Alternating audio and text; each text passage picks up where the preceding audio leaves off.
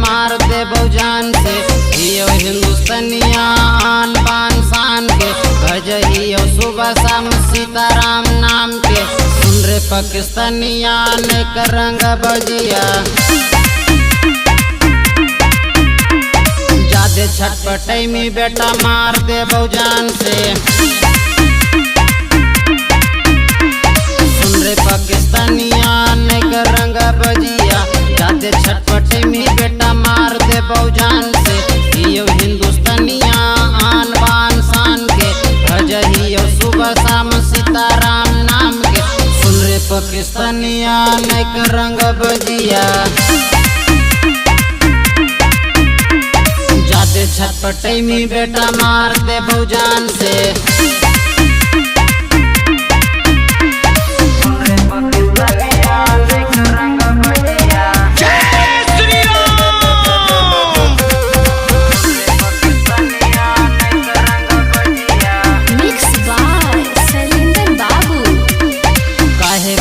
फर फर उड़ हकीरे, दोगला के धात काहे धर हकीरे। सुन रे ओ भैसिया न कर बदमसिया, जादे छटपटाई में बेटा मार दे बहुजान से। हियो हिंदुस्तानिया आन बान शान के, सुन रे पाकिस्तानिया न कर रंग बजिया,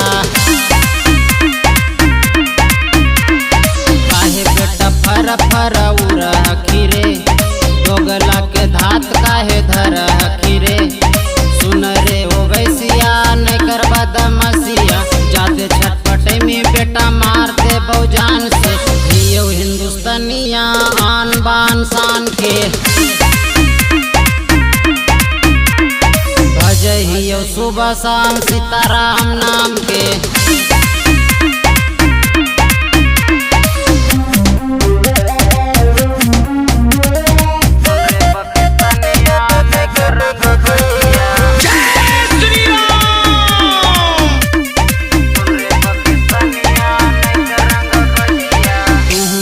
भज ले रे सीताराम के, हो जैतो कल्याण जे में मुक्ति धाम रे।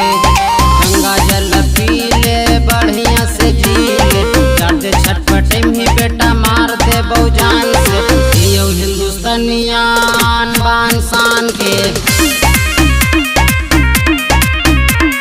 सुन रे पाकिस्तानिया ने कर रंग बजिया,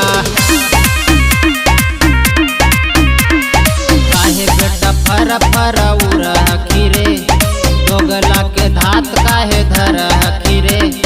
सुन रे ओ भैसिया न कर बदमसिया, जादे छटपटाई में बेटा मार दे बहुजान से। हियो हिंदुस्तानिया आन बान शान के,